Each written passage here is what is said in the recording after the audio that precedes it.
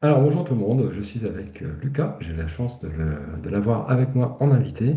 Et Lucas qui est donc le refondateur de Query, un nouvel outil qui, je pense, va nous être extrêmement utile dans les années à venir.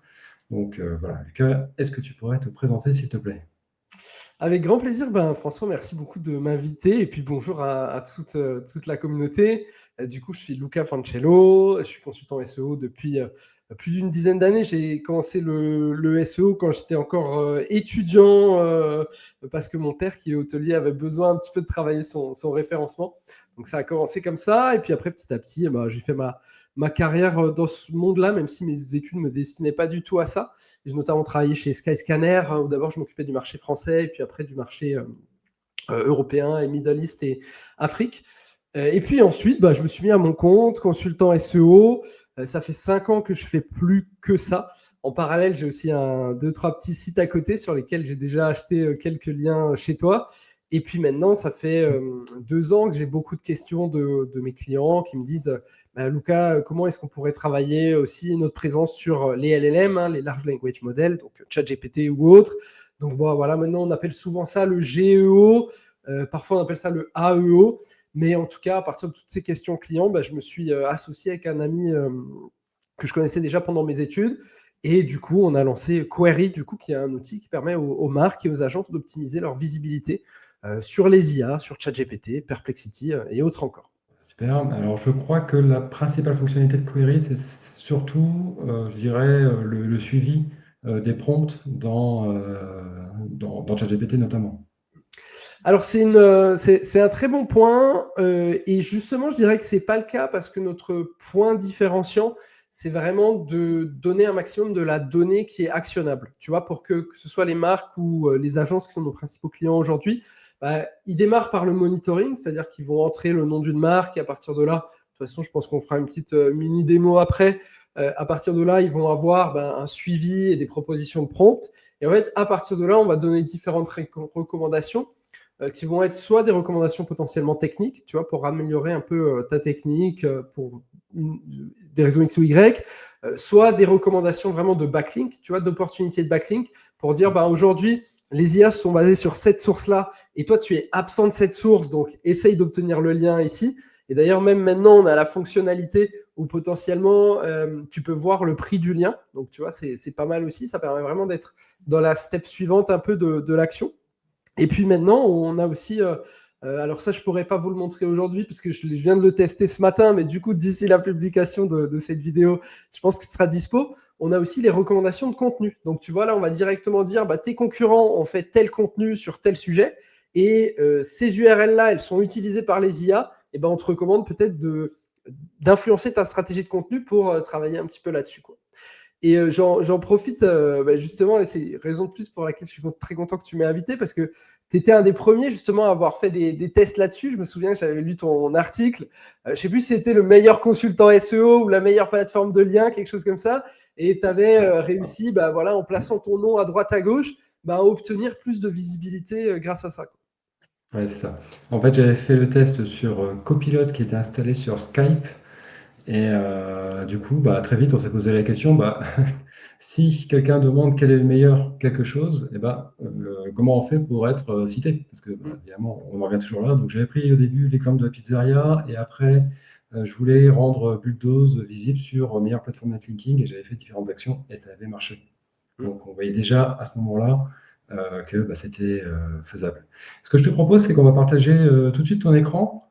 Mhm. Et comme ça, tu vas pouvoir présenter de façon plus concrète aux gens ton outil. Et, euh, et puis voilà, comme ça, tu nous présentes ça, parce que c'est quand même assez impressionnant. Je trouve ce que vous avez fait finalement en assez peu de temps. Mm. Franchement, il y a beaucoup de travail, quoi. Bravo pour ça. Ah cool. Merci beaucoup. Merci beaucoup. Et puis on a encore plein de choses qu'on veut développer, donc c'est top. Alors du coup, ouais, j'ai préparé une petite démo sur Renault. Pourquoi j'ai choisi Renault? Parce que tout le monde connaît, donc je me suis dit n'importe quel auditeur qui va regarder ça, voilà, il va pouvoir le faire. Il va pouvoir un peu comprendre ce dont on va parler ici. Et pour info, bien sûr, ça c'est l'étape après l'onboarding, quand il y a déjà de la donnée. Avant ça, hein, il y a l'étape d'onboarding où on va sélectionner les prompts et tout ça. Comment ça se passe Query? C'est qu'en gros, ici, en fait, tu vas avoir deux choses. Tu vas avoir les mentions de ta marque et les mentions de ton outil, de ton site en source. Et ça, c'est un petit peu quelque chose qui est très important pour nous. C'est que tu sais, avant, en SEO, tu avais 10 liens bleus, il fallait être présent dans ces 10 liens bleus. En fait, sur les IA, c'est différent. C'est soit être présent en tant que marque. Donc, par exemple, quelqu'un va dire à ChatGPT, j'ai besoin d'un véhicule électrique. Quels sont les véhicules électriques qui sont les plus conseillés? Bon, bah, ils vont te dire peut-être c'est Tesla ou autre encore. Mais là, tu veux être mentionné en tant que marque. Et il y a d'autres cas où tu veux être mentionné en tant que source, c'est-à-dire que ChatGPT va vraiment mettre ton lien et potentiellement, ça peut t'amener un petit peu de trafic. Donc ça, c'est un petit peu, voilà, on va dire juste l'interface un petit peu principale où tu vas arriver, où tu vas voir un petit peu tes données. Et on voit par exemple que tu vois Renault, bah, ils sont sur 54% de mention de marque, ce qui finalement est assez peu pour une marque grand public. Donc il y a tout un travail potentiel à faire. Et je pense que ce que je vais faire là, c'est que je vais vous montrer un petit peu comment on peut trouver 2-3 idées d'amélioration que tu peux trouver directement avec Query. Et puis comme ça, bah, pour toutes les personnes qui voudront tester, ça permettra de le faire, quoi. Est-ce que, Donc pour, est-ce que tu peux peut-être déjà montrer comment on fait pour ajouter une nouvelle marque? Parce que moi, j'ai trouvé ça, le système était vraiment bien fait. C'est très intuitif. Et donc, bah, si tu peux ajouter une marque, par exemple, Decathlon, tiens, euh, marque, je pense que tout le monde connaîtra également. ouais. Et puis, bah, comme ça, on verra un petit peu le processus, comment ça fonctionne. Et puis, je pense que ça sera une bonne introduction. Ouais, très bien. Du coup, on va une petite étape avant. Donc ici, c'est ajouter une nouvelle marque. Et donc ici, en fait, on met un site. Donc ça, c'est vraiment, tu vois, on l'a voulu le plus simple possible pour que bah, quelqu'un qui arrive, en fait, il met son URL. Nous, on va générer une description que tu peux relire et corriger si tu veux. Puis ensuite, ici, tu choisis ta langue et ton pays. Donc ça te permet d'aller assez vite là-dessus. Et ensuite, tu fais Next. Et la première chose qu'on fait sur Query, c'est identifier ce qu'on appelle les topics. Les thèmes, là, en fait, c'est, on va dire, les différents univers sémantiques, tu vois, autour de ta marque. Donc là, par exemple, et c'est à partir de ces topics qu'on va générer les prompts ensuite.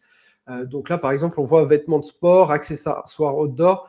Rapport qualité-prix, là, je l'aime pas trop ce thème parce que tu vois, rapport qualité-prix, ça peut être pour un canapé comme pour quelque chose qui concerne Decathlon.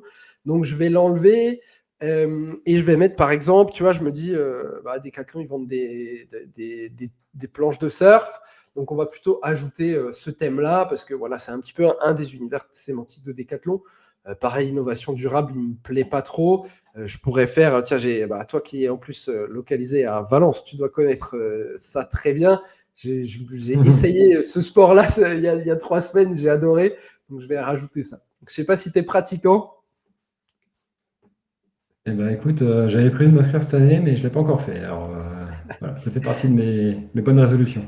Ah ben voilà. Et pourtant, en Espagne, c'est présent depuis quelques temps, hein. Moi, j'ai une excuse parce que les terrains viennent seulement d'ouvrir en Alsace, mais toi, tu n'as pas d'excuse. Et du coup, pour t'en dire un peu plus, enfin pour vous en dire un petit peu plus, en fait, à partir de là, donc on a choisi les thèmes. Là, j'en ai mis 5, mais on peut en ajouter autant qu'on veut après. C'est juste à l'onboarding, on peut que en mettre 5. En fait, à partir de ces thèmes, on va générer des prompts. Pour générer ces prompts, on va se baser sur plein de choses. En fait, ce qui est très difficile aujourd'hui avec les IA, c'est que on n'a pas de Google Search Console, on n'a pas vraiment de volume de recherche. Alors nous, on est sur plein de projets aujourd'hui où potentiellement on va pouvoir avoir ça. Après, il faut savoir que les volumes de recherche IA, ça va être différent de volumes de recherche vraiment Google, à mon humble avis, pour la simple et bonne raison que sur une IA, on peut être beaucoup plus longue traîne. Donc forcément, s'il y a un prompt qui fait 30 mots, il y a peu de chances qu'on puisse vraiment avoir de la donnée comme on en a eu pendant des années pour le SEO. Du moins, c'est ce que je vois un petit peu moi pour le moment. Mais du coup, nous, comment on va s'y prendre? C'est qu'en gros, on va identifier les prompts de 3 manières. En gros, on va se dire, on veut trouver tous les prompts qui sont proches de d'une intention d'achat. Donc, par exemple, typiquement, accessoires outdoor, bah, en gros, où est-ce qu'une marque comme Decathlon veut être présente? Bah, c'est quand quelqu'un demande à une IA, j'ai besoin d'accessoires outdoor, où est-ce que je peux en trouver? Vous voyez, je vais vous montrer planche de surf. Bon, ben, voilà, où est-ce que tu veux être présent? Bah, ici, on a un exemple, c'est un surfeur intermédiaire qui a besoin d'une planche de surf. Sa planche, elle a cassé. Bon, bah, c'est quoi la meilleure option pour une planche pour un surfeur de niveau intermédiaire? Donc, quel est le prix d'une planche de surf adaptée aux débutants? Vous voyez, c'est un petit peu toutes ces questions-là et on les classe par rapport à une catégorisation qui est bien connue du SEO, hein, qui est top funnel, middle funnel, bottom funnel. bottom funnel, c'est ce qui est le plus proche de l'intention d'achat. Donc voilà un peu. Je ne sais pas si tu voulais poser des questions un peu sur ce sujet. Je sais qu'on en avait pas mal parlé en off. Alors moi, j'ai déjà quelques clients en géo aussi, et en fait, voilà, leur grosse question, c'est quel prompt? Et alors moi, du coup, ce que j'ai tendance à leur dire actuellement, c'est bon, peut-être une façon simple, c'est de reprendre vos mots-clés principaux que vous travaillez déjà en SEO. Et de toute façon, derrière, ChatGPT et les autres IA vont décomposer le prompt en query fan-out, donc en fait des sous-requêtes. Et en fait, on se rend compte que ces query fan-out, elles ressemblent vachement à des mots-clés Google. Donc je me dis, peut-être que finalement, le bon prompt, c'est peut-être tout simplement de reprendre les anciens mots-clés. Je ne sais pas ce que tu en penses.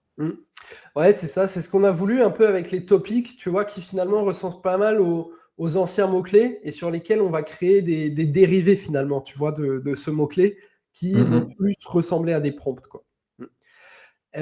Ça, je pense que c'est un très bon point ce que tu dis. Et ensuite, j'ajouterais autre chose aussi que les clients peuvent faire, c'est utiliser leur Google Search Console. Parce qu'en fait, les questions qui ont été posées sur la Google Search Console ou ce genre de choses, il y a de grandes chances que si un jour quelqu'un l'a mis sur Google, il va le mettre sur une IA aussi, quoi. Donc, et d'ailleurs, on a une intégration directement à l'API de la Google Search Console qui permet de voir, je pourrais vous la montrer après, on va pas non plus peut-être montrer tout, comme ça il y aura un peu des surprises. Et en gros, cette intégration Google Search Console, ce qui est bien, c'est qu'elle est connectée à l'API. Donc vous savez, il y a la limite des 1000 résultats sur la Google Search Console qui du coup disparaît. On peut voir des milliers de résultats. Et c'est vrai que tu te rends compte de certains mots-clés qui en fait sont intéressants, mais que tu n'as jamais vu apparaître sur ta Google Search Console, quoi. Ouais, d'accord. Ouais, c'est intéressant. Ouais, totalement.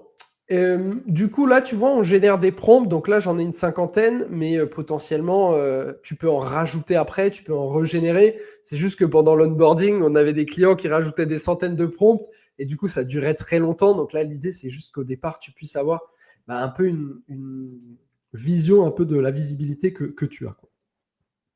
À partir de là, tu fais suivant. Et ici, on a différents types de modèles. On a les core modèles qui sont les modèles principaux. Et là, du coup, on le fait par du scrapping. Et du coup, là, il y a ChatGPT, Perplexity, Copilot, Grok. Là, j'ai choisi la France. Maintenant, c'est scrapping maintenant? Il y a les deux maintenant. Il y a les deux. Ouais, il y a les deux. Super. Ah Ça a oui, encore avancé depuis ton. ouais, super, super. Ah, ça, c'est vraiment bien, c'est un gros progrès. Ouais, cool. Tant mieux, je suis content alors. Attends, on peut peut-être expliquer un petit peu c'est quoi la subtilité là, parce que je pense que tout le monde n'a pas saisi notre discussion qu'on a eue en privé. Avec grand plaisir. En gros, pour vous expliquer un petit peu, il y a deux moyens d'avoir des réponses à un prompt. C'est soit de scraper directement l'interface. Alors là, il faut faire attention parce qu'il faut le faire de manière légale. Voilà, il y a plein de subtilités là-dedans. Il faut rester dans le... Et c'est ce qu'on fait, on reste dans les guidelines, dans les directives d'OpenAI ou des autres. Et Donc en donc gros, ça, ça veut dire que tu envoies un robot sur ChatGPT, l'interface humaine, et il va taper le prompt, et là tu vas prendre une photo, copier-coller, je ne sais pas comment tu fais, mais bref, du texte qui t'a donné, et du coup, en fait, tu as vraiment l'interface utilisateur classique. exactement. Voilà. Ouais. Ça, c'est une Donc ça, première, c'est voilà. la première façon. Exactement. Et deuxième façon, c'est par l'API. Donc, en gros, l'API, c'est comment expliquer ça de manière la plus simple possible? C'est simplement des IA qui mettent à disposition leurs données. Et parfois, alors, tu vois, c'est vraiment une bonne question. On pourra, je pense qu'on peut en parler des heures de ce sujet. Mais parfois, beaucoup de personnes disent que l'API ressemble moins à ce qui va être tapé en direct sur l'interface du LLM, de ChatGPT ou autre. Nous, tu vois, ce qu'on a quand même vu, c'est que quand on testait les deux, 80% des résultats étaient similaires. Tu vois, donc voilà. Après, on s'est dit, on va proposer les deux options, comme ça, les gens pourront choisir directement ce qu'ils veulent faire. Je crois que c'est mieux, parce que en fait, ça, tu l'aurais toujours eu. On Ça aurait eu le marche bien. débat de manière infinie, ouais, totalement. Bon. Donc voilà un petit peu. Bon, ici, du coup, il y a tous les modèles qui sont dispo. Si tu veux monitorer sur Claude, tu peux le faire. Sur Grok, tu peux le faire. Gemini, voilà. Après, c'est chacun un peu qui doit choisir un peu selon, forcément, ça a un coût en crédit et selon ce que tu veux monitorer. Après, il est clair qu'aujourd'hui, ChatGPT a une grosse partie du marché en France. Ça, c'est à savoir. Je pense pour une Alors, marque. Ouais. je te donne les chiffres qu'il y avait au début de l'année. Il y avait eu deux sondages Ipsos et IFOP. Alors, c'était 70% des utilisations de ChatGPT se faisaient sur des utilisations d'IA, par exemple, pardon, se faisaient sur ChatGPT et 30% sur Gemini. Ok. Et alors, ça dépassait les 100% parce qu'en fait, tu avais, bref, il y avait une petite utilité qui faisait que tu pouvais avoir plus de 100%, mais bon, c'était ça l'idée. Et après, tu avais Perplexity qui était genre à 5%, et puis après, le chat, Mistral 3%, et Claude 1%. Voilà, Mhm. pour donner une idée globale, et Grok, je pense que c'est 0%. Parce que déjà qu'il n'y a pas vraiment de sur X, alors sur Grok en plus. C'est clair. C'est clair. Après, il y a aussi autre chose qui va un peu révolutionner, je pense, le marché en France, c'est AI Overview. Hein, une fois que ça va arriver, je pense qu'il y aura peut-être un rééquilibrage dessus, quoi. Ouais, ça c'est une évidence. Mm, totalement. Du coup, je continue. Bah, à partir de là, tu choisis ton monitoring. Donc, le monitoring, c'est quand est-ce que tu veux régénérer toutes ces réponses. Donc là, tu peux choisir hebdomadaire, journalier, mensuel. Et puis ensuite, tu fais Next. Et puis, tu peux lancer ton analyse. Et puis, c'est dispo quelques minutes après. Alors, comment ça fonctionne? Tu as un système de crédit, tu peux dire un petit peu comment ça marche? Totalement, oui. Donc, en gros, dans chaque abonnement, il y a un nombre de crédits. Donc, par exemple, l'abonnement d'entrée, c'est l'abonnement starter qui est à 59 € par mois et tu as 1000 crédits d'office. Et en gros, ensuite, chaque fois que tu génères une réponse, ça te coûte un nombre de crédits qui est indiqué ici. Donc, imaginons maintenant que j'ai mis 10 prompts et que je veux monitorer ChatGPT et Perplexity. Bah, ça va me coûter 20 crédits de lancer une génération de réponses. Ensuite, bah, si je veux chaque jour, donc ça veut dire 30 fois par mois, 31 fois par mois selon les mois, régénérer ces réponses, bah, j'avais 20 crédits par génération. Et donc, fois 31, ça te donne un petit peu le nombre de crédits que ça va te coûter. Voilà. D'accord. Et Et donc là, donc, pareil. avec l'abonnement à 59 euros, tu as droit à 1000 crédits supplémentaires chaque mois, c'est ça? C'est ça, exactement. Exactement. Ok, d'accord. Et puis, tu as droit à 100 crédits aussi gratuits pour essayer directement, pour ceux qui voudraient un petit peu tester des choses. Ouais, bah ça c'est bien parce qu'en fait, tes concurrents insistent lourdement pour qu'on rentre la carte de crédit. Et bah, c'est quand même un énorme frein, hein, t'as pas envie, Ouais. hein. Ouais, Clairement. je comprends. Ouais, je comprends. Je comprends. Ça, c'est vrai que c'est quelque chose qu'on a voulu garder. Et tu sais, tu te poses forcément la question. Tu te dis, bah, est-ce que tu gardes ce plan gratuit, les autres le font pas, donc est-ce que les gens vont pas en profiter? Et puis après, on s'est dit, bah, nous, on a testé plein d'outils gratuitement et ça nous a bien aidé dans notre vie, donc il n'y a pas de raison qu'on le fasse pas non plus, quoi. Bon, bah, très bien. Alors du coup, là, t'as lancé déjà ton monitoring là ou... Du coup, je ne l'ai pas lancé, mais je te propose peut-être de revenir sur Renault parce que sinon il va y avoir un petit Ouais, temps d'accord. de génération. Je vais vous montrer quelques trucs.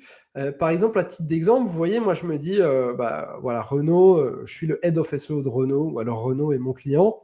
Bon, bah moi, j'aimerais bien savoir, là, la grosse priorité aujourd'hui de Renault, c'est les voitures électriques.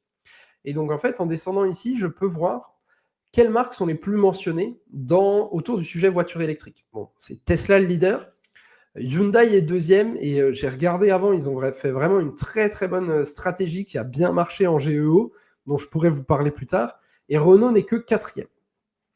Et ici, je peux voir les sources, donc c'est-à-dire quel contenu les IA ont utilisé pour fournir leurs réponses ici. Donc ça, c'est assez pratique parce que potentiellement derrière, ça peut orienter des stratégies, soit des stratégies de netlinking, soit potentiellement des stratégies d'affiliation, des stratégies de relations presse. Voilà, le SEO devient vraiment central dans l'ensemble des stratégies. Donc ça, déjà, c'est intéressant. Après, je peux me dire aussi, bon, ben, en fait, deuxième priorité du groupe, c'est les monoplaces. Donc, on va voir où on en est en monoplace. Alors là, il n'y a pas de données. J'ai pris un peu au pif, mais je pense que j'ai pas de prompt sur le sujet. Je pense que j'ai juste mis le sujet sans mettre de prompt. Je vais mettre peut-être 5 places. Voilà, les voitures 5 places. Bon, bah là, en plus, c'est l'autre concurrent français qui est leader. Donc là, il y a peut-être un petit peu de travail à faire. Donc voilà, ça c'est vraiment quelque chose qu'on peut faire, tu vois, et c'est très facile, quoi. C'est en quelques clics, bah, tu sais, ok, là, c'est lui le leader du secteur et autres encore. Ouais. Euh, Avant, je vous avais dit, j'ai dit Hyundai, eux, ils ont fait une bonne stratégie. Et en fait, on peut cliquer là et on peut aller voir un peu ce qu'a fait Hyundai et ce qui a marché. Donc déjà ici, je suis sur la page de Hyundai sur Query. Je peux voir dans quel prompt ils sont mentionnés, quel provider et autres encore. Mais surtout en dessous, je peux voir quelles pages ont été utilisées. Et ça peut directement orienter la stratégie de contenu de Renault.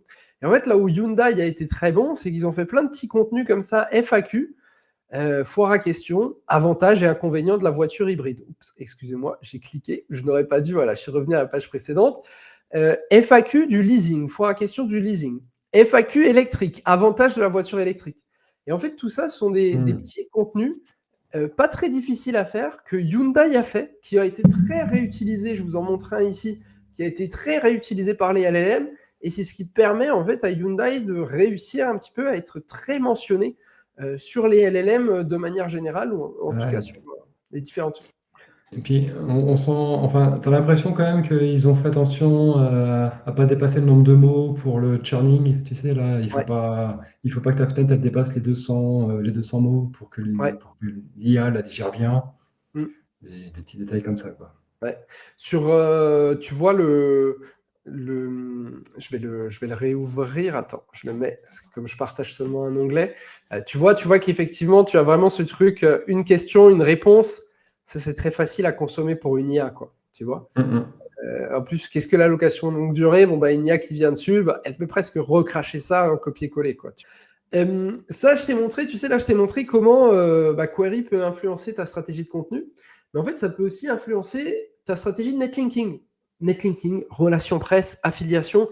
Aujourd'hui, tout ça, ça se groupe presque ensemble. Et en gros, vous savez, je t'ai parlé des voitures électriques, donc on va voir, c'est quoi un petit peu les URL un peu qui performent en voiture électrique. Donc là, je vais sur les sources, l'ensemble des sources. Je sélectionne voiture électrique. Et je vois que S Automobile est très cité avec 15 pages différentes. Et donc, ici, en fait, je peux voir quels sont les articles qui ont marché, qui ont été utilisés. Donc, je vois par exemple, comparatif 2025, meilleure voiture électrique pour famille. Bon, là, la première chose à faire, ce serait peut-être d'aller contacter S Automobile et de regarder, tiens, vous ne nous citez pas. Pourquoi? Qu'est-ce qu'on pourrait faire pour que vous nous citiez?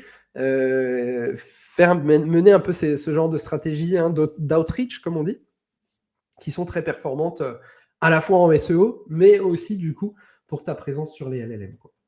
Alors, spoiler, à mon avis, il faudra juste payer.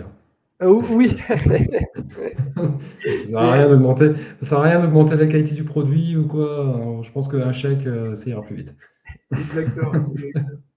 Et ça, tu sais, c'est vraiment, c'est quelque chose que je dis souvent. C'est souvent le produit qui est cité comme le meilleur, c'est souvent celui qui donne la meilleure commission, bizarrement. Mais ouais, là, on est un peu dans ce monde sur Internet de manière générale. Et tu vois, ici, tu as même une petite option où s'il est disponible sur des plateformes de liens, alors pour l'instant, on est juste en test avec une plateforme, mais en tout cas, tu vois, tu vas pouvoir ici directement, potentiellement, s'il est dispo sur des plateformes de liens, l'acheter et gagner un petit peu de temps. Quoi. Et tu passes pas par Link Finder qui propose, qui a déjà fait tout ce travail?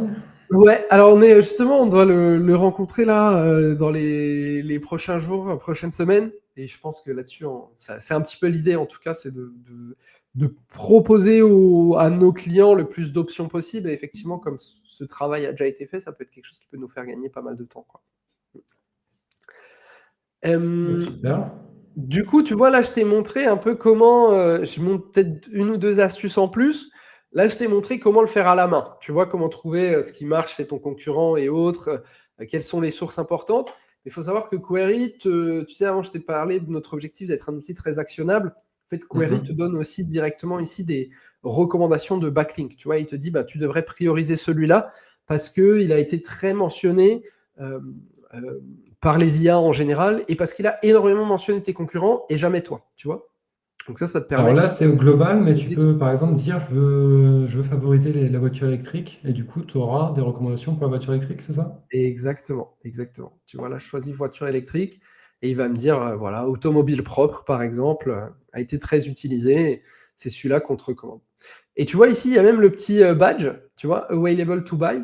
Et donc, en fait, ici, je peux filtrer par ça. Et là, je vois que ce site-là, potentiellement, il est disponible sur des plateformes et je peux le retrouver. Voilà, tu vois. Donc, je peux l'acheter. Tiens, On va essayer de regarder le prix. Ah tiens, là, il y a un petit bug que je viens de constater, mais je le regarderai après.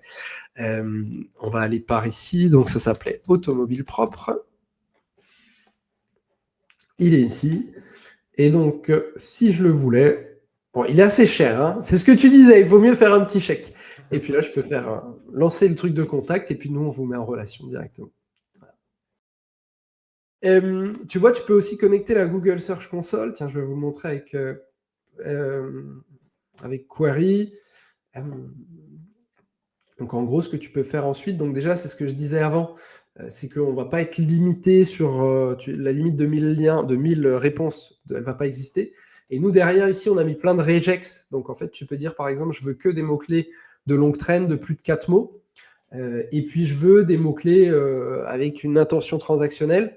Donc là, par exemple, je vois ce prompt-là qui peut être intéressant. Best Free Perplexity Rank Tracker. Bon, là, c'est intéressant et ça pourrait être une idée de créer du contenu dessus. Et je pourrais même lancer le tracking directement si je le souhaite. Voilà, c'est pas mal des choses qu'on peut faire. Après, il y a encore des points un petit peu techniques, tu vois, où tu peux aller vérifier que ton robot.txt ne bloque pas les crawlers IA. Tu peux faire potentiellement de l'analyse de log qui est pour l'instant disponible uniquement avec Vercel. Il y a d'autres plateformes qui vont arriver. Voilà, je pense que c'est déjà un bon aperçu de tout ce que tu peux faire et de comment tu peux trouver des astuces actionnables pour améliorer ta visibilité sur les IA.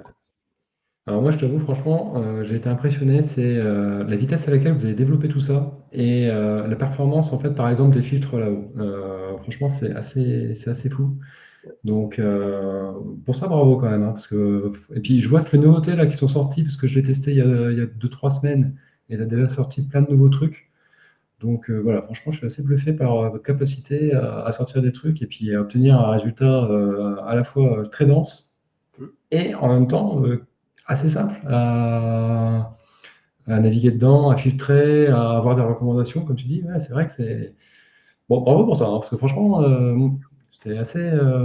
Alors, j'ai testé aussi quelques concurrents et je n'ai pas trouvé ce niveau-là de facilité de navigation dans l'information, clairement.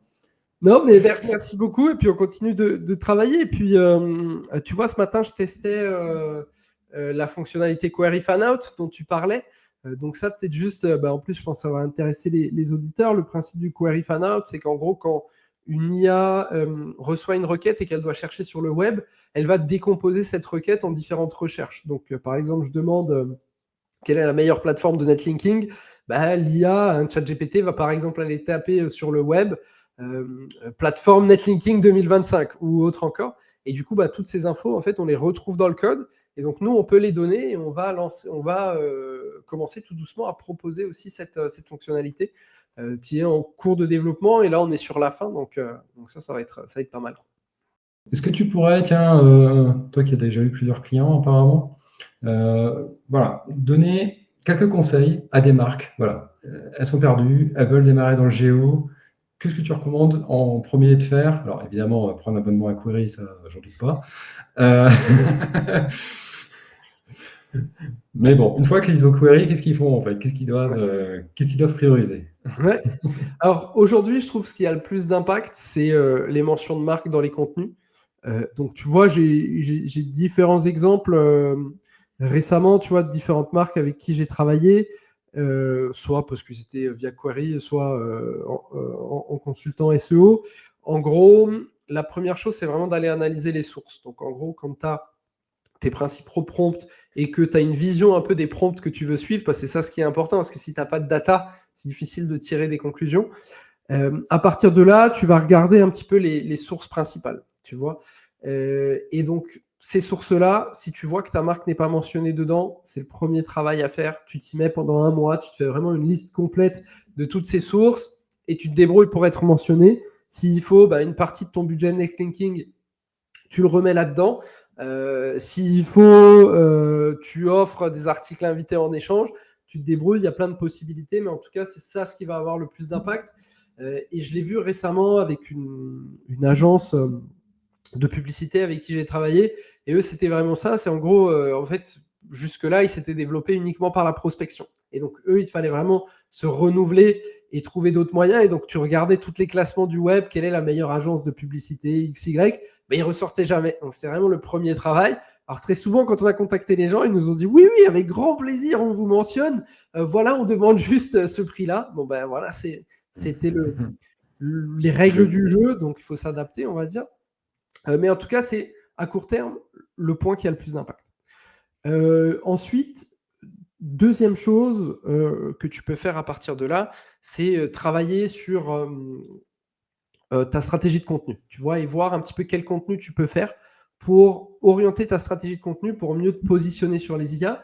Et là, le meilleur moyen de le faire, c'est de regarder ce que tes concurrents ont fait et ce que les IA utilisent. Et à partir de là, aujourd'hui, tu peux te dire, OK, bon, d'abord, on l'a vu là avant avec l'exemple que je donnais sur Hyundai, c'était un petit peu ce qui, à court terme en tout cas, payait le plus rapidement.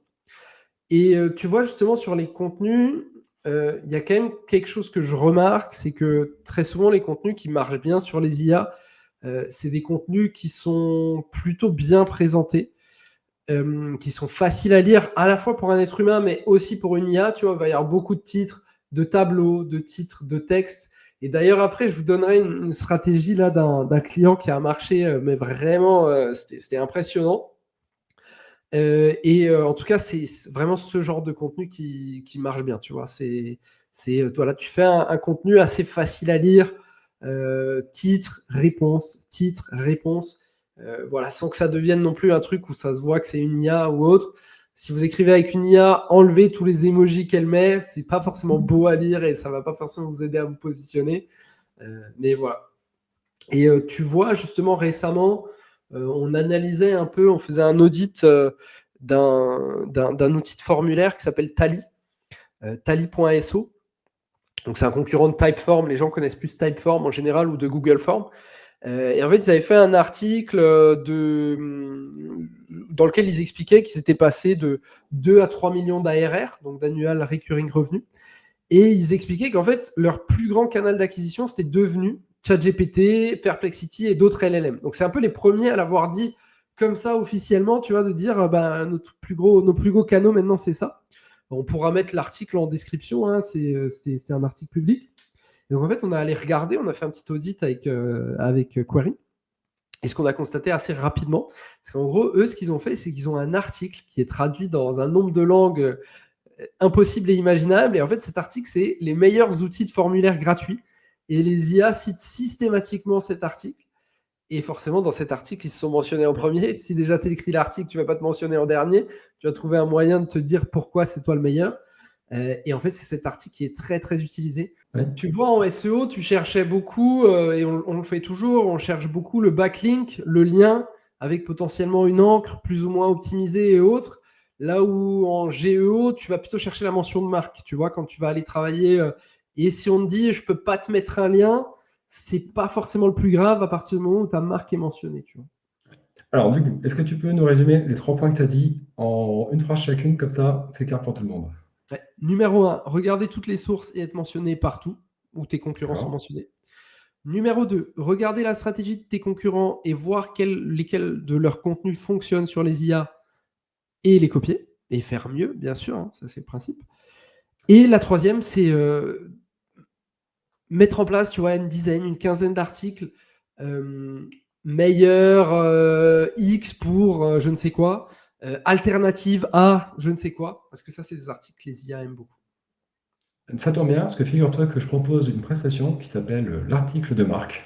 Et donc, voilà, pour 50 €, si vous pouvez bénéficier de ce genre d'article, on essaie de les faire extrêmement proprement, c'est pas cher, et on obtient, enfin voilà, ces articles sont pris comme source pour générer des réponses. Donc, si vous voulez en savoir plus, vous me contactez, et puis je vous montrerai ça d'un peu plus près.